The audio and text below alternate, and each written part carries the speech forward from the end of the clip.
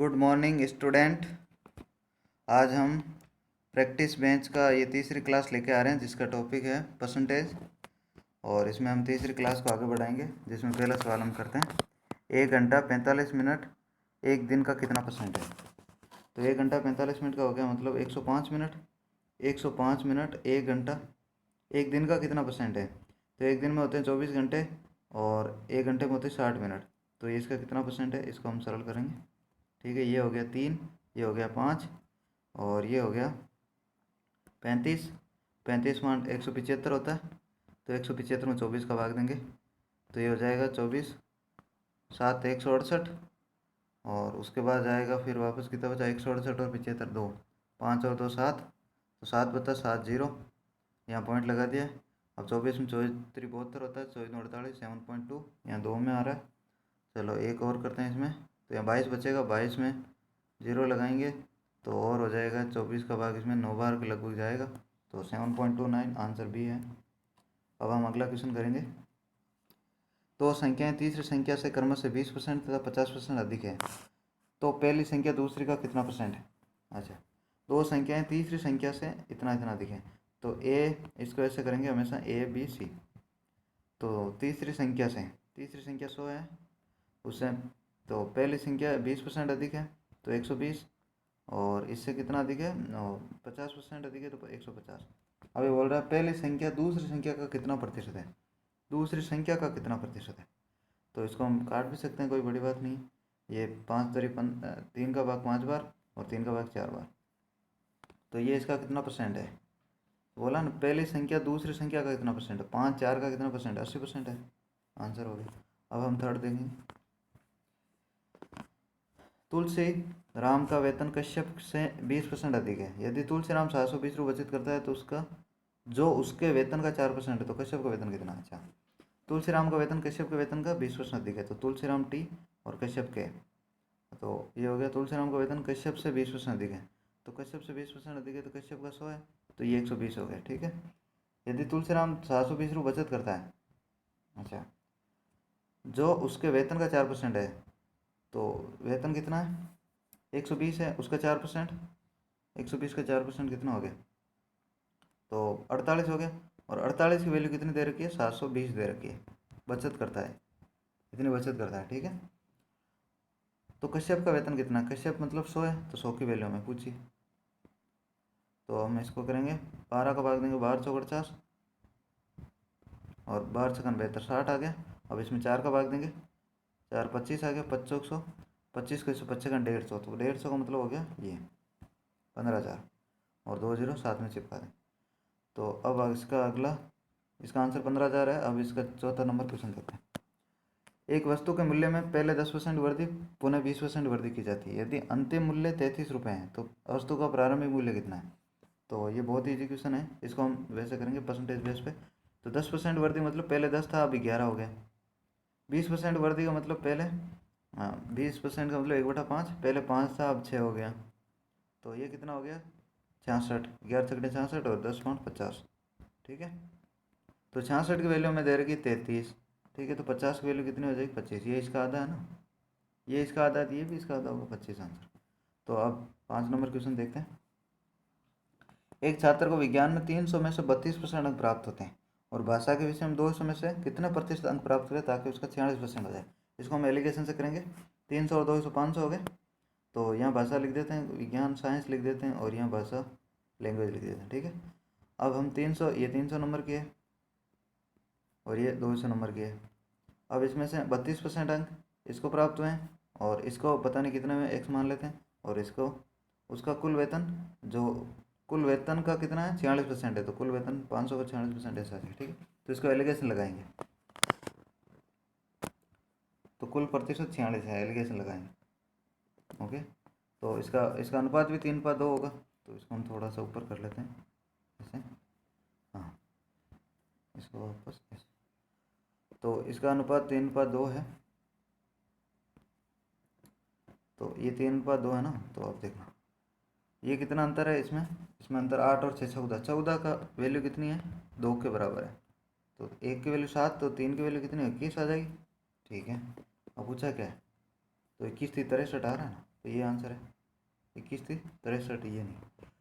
अब इसको हम 1 मिनट के लिए, हाँ तो इसका आ गया 3/2 आ गया, तो 21 और 14 आ गया। अब पूछा क्या है, पूछा है 1 मिनट के लिए, हाँ तो ताकि इसका कुल 46% हो जाए, 200 में से कितना अंक प्राप्त करें। तो इधर 21 है, तो अब यहाँ क्या लिखेंगे, तो 21 आए, यहाँ हम लिख सकते हैं 67%। अब देखना कैसे, अगर यहाँ 67 लिखेंगे तो 67 में से 46 घटाएंगे तो 21 आएगा ना, तो आंसर 67 हो गया। तो इसका मतलब हो गया, तो उसका कुल कितना प्रतिशत, तो भाषा के विषय में 200 में से 67% अंक प्राप्त करना है। तो हम नेक्स्ट क्वेश्चन देखते हैं। नेक्स्ट क्वेश्चन, राम अपने वेतन का 14% बचत करता है, जबकि श्याम अपने वेतन का 22% बचत करता है। यदि दोनों का वेतन बराबर है तो श्याम 1540 रुपये बचत करता है, तो राम का कितना % बचत करेगा, कितना रुपये बचत करेगा। तो राम और श्याम 14% बचत करता है, चलो 14% बचत करते हैं, बाकी खर्चा ये हो गया। और इसमें 22% बचत करता है, ये 22% बचत कर दिया, और इन दोनों का वेतन समान है। अच्छा, यदि श्याम 1540 रुपये बचत करता है, तो श्याम 22% की वैल्यू कितनी, 1540 है, तो एक की वैल्यू कितनी आ गई, 70 आ जाएगी। 22×7 = 5400, ये आ जाएगी 70। अब ये बोला तो राम कितना % बचत करता है, कितना रुपये बचत करता है, 14%, 14×7 = 98, 980 रुपये आ जाएगा। तो आंसर हम 7 नंबर क्वेश्चन देखते हैं। ए का 30%, बी के 40% जोड़ा जाता है तो उत्तर बी का 80% आता है, तो ए का कितना % बी है। अच्छा, ए का 30% का मतलब हो गया 3/10 ए, बी में बी के 40% में जोड़ा जाता है, बी का 40% 2/5 बी, 40% का मतलब 2/5 होता है, इनमें जोड़ा जाता है, तो आंसर आता है बी का 80%, 80% का मतलब 4/5, वो बी आ गया। तो अब देखना, बी और इधर भी बी है, तो इसको उधर ले जाएंगे, तो ये 4/5 में से 2/5 आएगा, तो बचेगा कितना, 2/5 बी, और इधर कितना है, ए 3/10 है, तो 3/10 लिख देता हूँ मैं, इसको हम थोड़ा सा ऊपर कर देते हैं। हाँ, तो ये 5 दूनी 10 2, और ये 2 दूनी 4, तो A/B यहाँ ए है, तो A/B क्या आ जाएगा, A/B आ गया 2 दूनी 4, 4/3, ये इधर हो गया ना, एक ए यहाँ है, इसको बी को नीचे ले आए, इसको 2 दूनी 4 और नीचे 3 आ गया। तो अब ये बोला है, क्या बोला,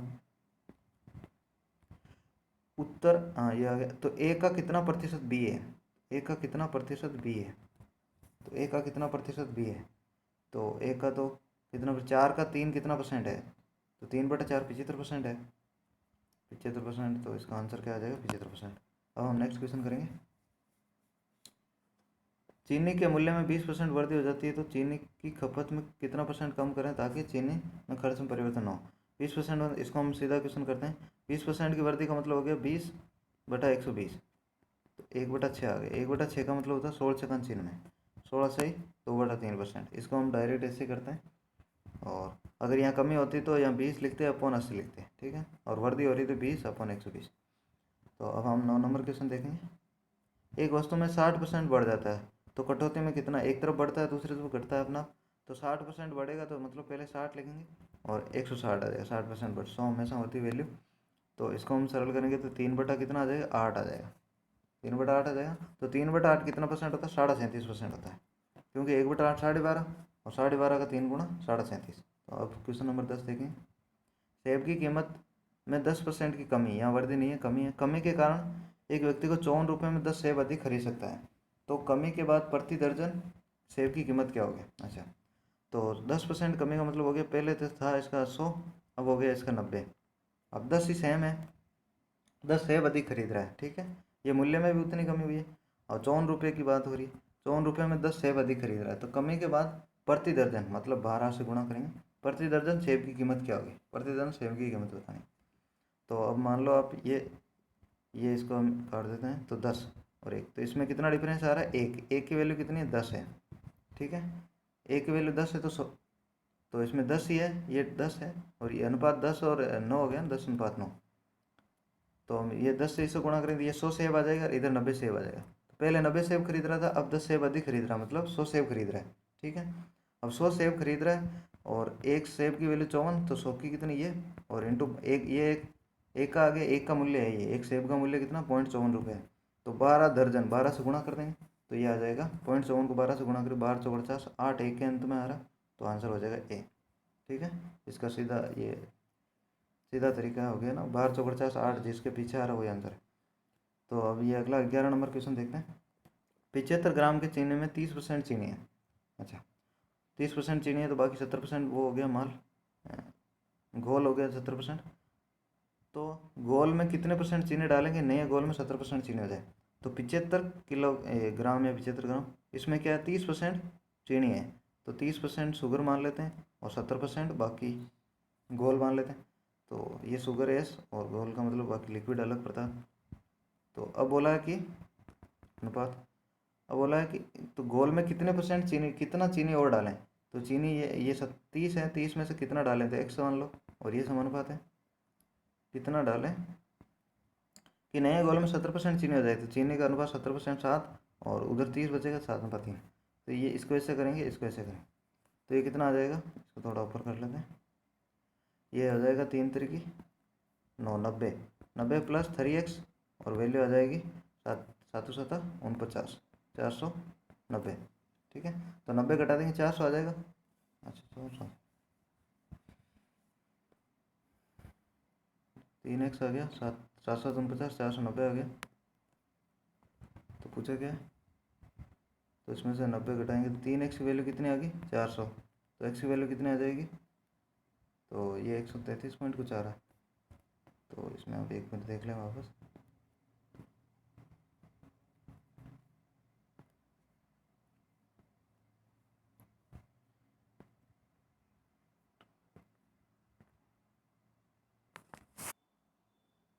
हाँ चलो, इसको हम देखते हैं वापस एक बार।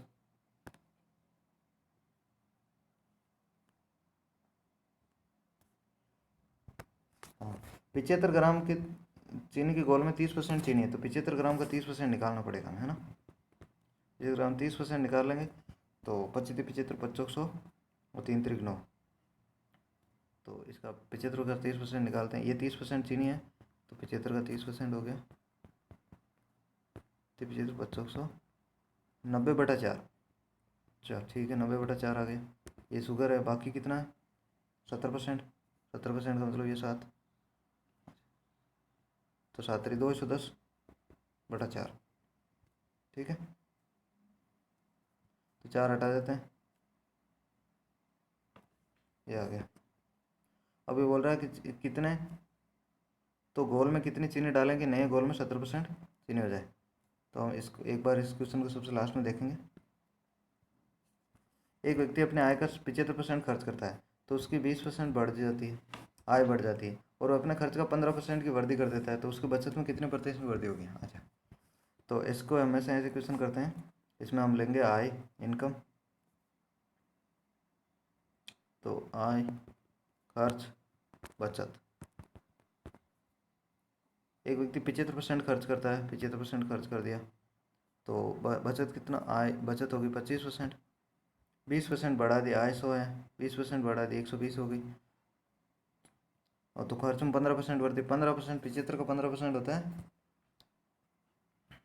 75 का 15%, 75 × 15/100 लिखेंगे, तो इसका आ जाएगा 45/4, 45/4 का मतलब 11.25 आएगा, तो 11 इसमें जोड़ेंगे, तो ये कितना हो जाएगा 86.25, 86.25 आ गया। तो उसको बचत में कितनी वृद्धि होगी, अब मेरी बात सुनो, 120 आय थी उसकी, और 86.25 रुपये इसने खर्च कर दिए, तो बचे कितने 33.25, 33.25 उसके बचे, बचत हुई। तो पहले बचत कितनी थी 25, तो अब है 33.25, कितना बढ़ गया 8.25 बढ़ गया, तो 8.25 किस पे बढ़ा है, 25 पे बढ़ा है, तो ये इसका आंसर है। तो अब एक इसको थोड़ा सा आगे करते हैं ऊपर, तो 8.25 25 पे बढ़ा है, तो इंटू 100 करेंगे, 2500, तो 4 से गुणा कर देंगे, तो 8×4 = 32, तो ये आ जाएगा, और 25 ये कितना हो जाएगा 2500, 35 हो जाएगा, 2 हो जाएगा ना, तो 35 आ जाएगा। तो 35% की इसमें क्या आएगा, ये 75 है, 75 है, ओके। यहाँ पे भी 75 है, 86.75 है, तो 75 को इससे गुणा करेंगे, 150, 150 3, तो 32 और 3 35, तो 35% का वो हो जाएगा प्रॉफिट। 35% answer C. अब हम नेक्स्ट क्वेश्चन देखते हैं। एक फैक्ट्री में 60% कर्मचारी की उम्र 30 वर्ष से अधिक है और इनमें से 75% पुरुष तथा 67 महिलाएं हैं। अच्छा, तो 60% कर्मचारी है जिनकी उम्र 30 से अधिक है, तो बाकी 40% ऐसे हैं जिनकी उम्र 30 से कम है। तो 60% कर्मचारी है जिनकी उम्र 30 से अधिक है,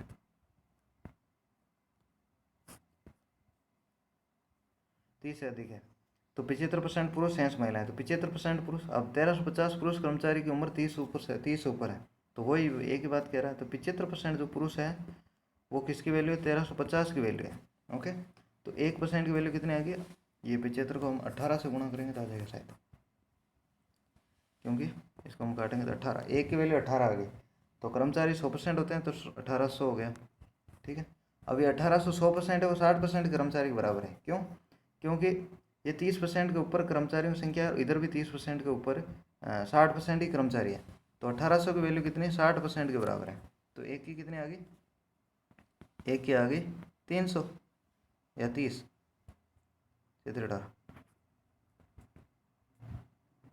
एक की वैल्यू 30 आ गई। ठीक है, तो हमें फैक्ट्री में कुल कर्मचारी हमेशा 100 होते हैं, 100 की वैल्यू 3000, तो 3000 इसका आंसर आएगा। आंसर ये आ गया। अब है क्वेश्चन नंबर 14। एक परीक्षा में एक कक्षा के लड़कियों का औसत प्राप्तांक 73 है और लड़कों का औसत प्राप्तांक 71 है। तो पूरी कक्षा में औसत प्राप्तांक यदि 71.8 है तो लड़कियों का परसेंटेज निकालो। तो ये तो एलिगेशन से हो जाएगा। तो बॉयज़ एंड गर्ल्स, तो इसमें बॉयज़ कितना है? तो पहले गर्ल्स है, तो गर्ल्स का 73 है और बॉयज़ का 71, और इसका एवरेज कितना है? 71.8 है। तो ये कितना वर्दी हुई है? 2.8 की, 2.8 की वर्दी इधर होगी और इधर कितनी होगी? इधर 0.8 की वर्दी हुई है। तो इसमें 4 का भाग दे दें, 4 दूनी 8, 7 चौक 28।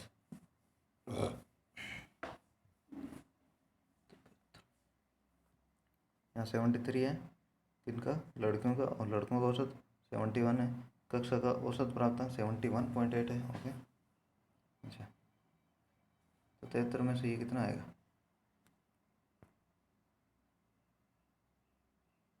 2.8 आएगा।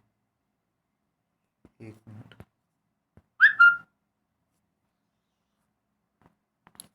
हाँ, तो इसमें देखते हैं कि थोड़ा सा ऊपर करते हैं इसको। तो 73 बॉयज़ है और परसेंटेज, और 71 ये है, 71.8 इसका है। तो इसमें से ये 0.8 आ गया और इसमें से घटाएंगे तो 1.2 आएगा। तो 1.2 आएगा, नहीं कि 2.8 आएगा। तो 1.2 आएगा, तो इसको लिखते हैं 0.8 और अनुपात 1.2। तो कितना हो जाएगा? इसका अनुपात 4 दूनी 8 और 4 3 12, 2:3 आ गया। इसका मतलब 2 गर्ल्स है और 3 बॉयज़ हैं। तो कितना परसेंट है टोटल? 5 है स्टूडेंट, 5 स्टूडेंट, 2%, 2 गर्ल्स है, तो इतना 2/5, 2/5 का मतलब 40%। तो इसका आंसर आ जाएगा 40%। अब हम नेक्स्ट क्वेश्चन करेंगे।